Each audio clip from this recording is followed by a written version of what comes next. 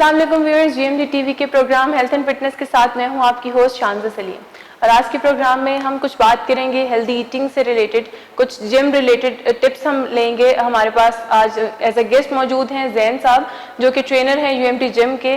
हम इनसे बात करेंगे कि हेल्दी ईटिंग क्या होती है, जिम की हैबिट्स क्या होनी चाहिए, हमारे रूटीन में एक्सरसाइज हैबिट्स क्या होनी चाहिए, जिससे हम अपने आप को फिट रख सकें। जैसा कि आप सब लोग जानते हैं कि हमारी आजकल की जो सेडेंट्री लाइफस्टाइल है, इससे हम सबकी सेहतें बिल्कुल ख़राब कर दी हुई हैं। तो आइए चलते हैं, इनसे बात करते हैं और थोड़ी सी इनसे टिप्स लेते हैं जिम के हवाले से और अच्छी डाइट के हवाले से। अस्सलाम वालेकुम Jain.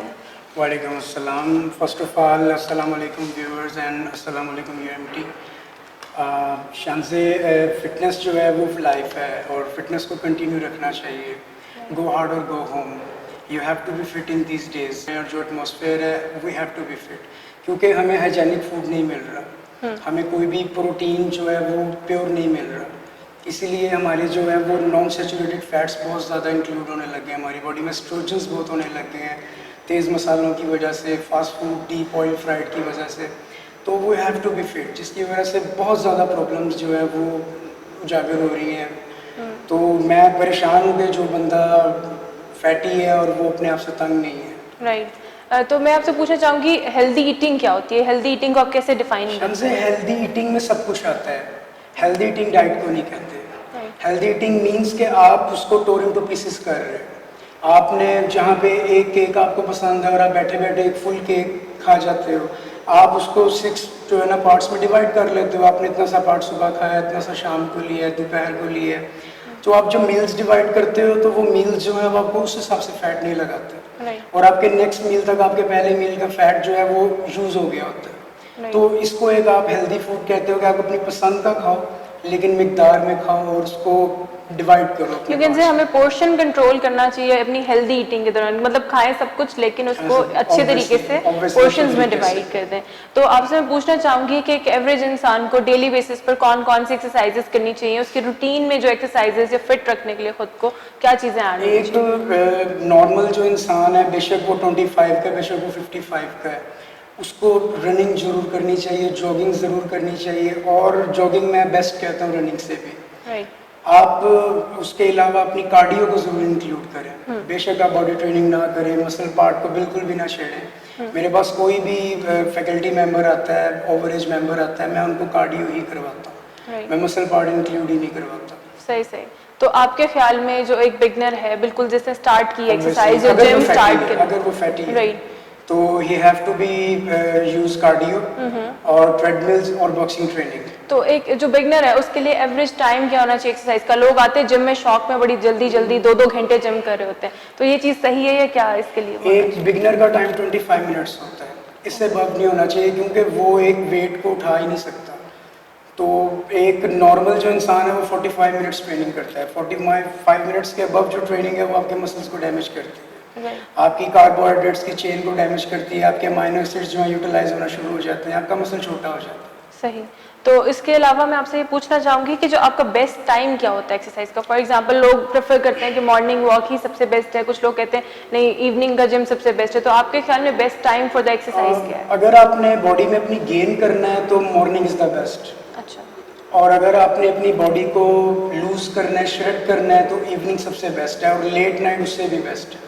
Okay, for the weight loss हम कह सकते हैं कि लेट नाइट आपका जिम ज़्यादा वो इफेक्टिव हो जाता है। हाँ जी, 2000 कैलोरीज आपकी जो है वो एक साइड पे इकट्ठी हुई होती हैं, वो एक साथ बर्न होती है। जैन थोड़ा सा हमें जिम के बारे में पहले बताएं। यूएमटी ने एक बड़ा अच्छा इनिशिएटिव लिया है यूनिवर्सिटी के अंदर ही जिम बनाने का। ऑब्वियसली ये सबसे अच्छी बात तो गर्ल्स के लिए है, क्योंकि गर्ल्स के लिए आफ्टर स्टडी कंटिन्यू जिम करना बहुत मुश्किल हो जाता है। तो उनकी स्ट्रेंथ भी बहुत ज़्यादा है इसमें, और जिसकी वजह से हमने यूएमटी जिम को बेसिकली बनाया। और हमने इस जिम को बेसिकली इसलिए यहाँ पे एंगेज किया है क्योंकि बाहर सारी जिम्स में जो है वो पर्सनल ट्रेनिंग कॉस्ट करती है। एक वाहद यूएमटी की जिम है जो आपको आपके नॉर्मल पैकेज में आपका डाइट चार्ट, आपकी कार्डियो और आपकी टोटल पर्सनल ट्रेनिंग जो है वो इंक्लूड करती है। सही। थोड़ी सी बैक एंड से मैं बताएं कि कितना टाइम पहले यूएमटी ने ये इनिशिएटिव? इस जिम को बने हुए तकरीबन 8 से 9 माह हो गए हैं। राइट। तो इसके अंदर कितनी स्टूडेंट रेशो है, कितनी फीमेल स्टूडेंट्स हैं, कितने मेल? फीमेल स्टूडेंट्स ऑब्वियसली ज़्यादा हैं, 70 to 75% जो हैं वो फीमेल्स हैं। और 25% जो है वो मेल है, जिसमें 20% जो है वो स्टाफ और दूसरा क्राइटेरिया है। तो क्या आप लोगों के पास कोई फीमेल ट्रेनर, जिस तरह फीमेल्स हेजिटेट करती हैं मेल ट्रेनर्स के साथ? ऑब्वियसली हमारे पास फीमेल ट्रेनर ज़ेबा है जो MSc सर्टिफाइड है। She was my class fellow, तो वो अच्छी तरह इस चीज़ की ड्यूटी जो है वो दे रही है। अच्छा ज़ैन, आप थोड़ा सा बताएंगे कि यहाँ पर टाइम स्लॉट्स क्या होती हैं जिम की? जिस तरह फीमेल्स के लिए अलग टाइम है, मेल्स के लिए अलग टाइम है? बेसिक टाइम जो हमने रखा था वो फीमेल्स का 8 to 2 है और बॉयज़ का 2 to 10 है, लेकिन स्ट्रेंथ गर्ल्स की ज़्यादा होने की वजह से हमने इसको 8 to 3 कर दिया है और बॉयज़ को 3 to 10 कर दिया है। सही, तो कितनी रेशो में यहाँ पर फैकल्टी भी इस जिम से फैसिलिटेट? मैंने आपको पहले बताया कि स्टूडेंट से ज़्यादा फैकल्टी आती है। राइट, तो जिम की टाइमिंग पे जिस तरह आप लोग कोई चैलेंजेस वगैरह कराते हैं, जिस तरह ट्रेंड है यहाँ पर 42 चैलेंज, इस तरह से कोई जुम्बा वगैरह होगा, तो यहाँ पे कोई ऐसे चैलेंजेस हो रहे हैं? ऑब्वियसली जुम्बा डांस जो है वो गर्ल्स क्लास में करवाया जाता है, लेकिन जो 40 डेज चैलेंज है उसको हम इंगेज कर रहे हैं यहाँ पे आउटसाइड द रूफ पे। इंशाल्लाह इन अ कपल ऑफ डेज इस पे काम होना शुरू हो जाएगा सही, और उसको भी हम इसी पैकेज में इंशाल्लाह इंक्लूड करेंगे। सही, तो बाकी अब हमें दिखाएगा आपके जिम में और कौन कौन सी मशीन्स हैं और कौन सी मशीन इंशाल्लाह, श्योर, क्या पर्पस? क्यों नहीं। चलिए अब हम चलते हैं GMT जिम में, थोड़ा सा दिखाते हैं कि हमारे पास कौन सी मशीनरीज अवेलेबल हैं और जैन हमें बताएंगे कि किस किस मशीनरी का क्या पर्पस है। चलिए आइए बात करते हैं जैन से और देखते हैं मज़ीद मशीनरीज को यहाँ पर। अभी हम जिस आए हैं, अभी जैन हमें बताएंगे कि कौन सी गेम है और ये क्या कर रहे हैं, इस टाइम पर दिखाते हैं आपको। ये शान से बेंच प्रेस है, ये चेस्ट के लिए यूज होती है। Right, 12 reps each set. Okay, तो इसका बेसिक पर्पस क्या है कि हम लोग इसके बेसिकली हम इसको चेस्ट के पंप के लिए यूज करते हैं। फॉर द बिगिनर्स ये बहुत अच्छी है।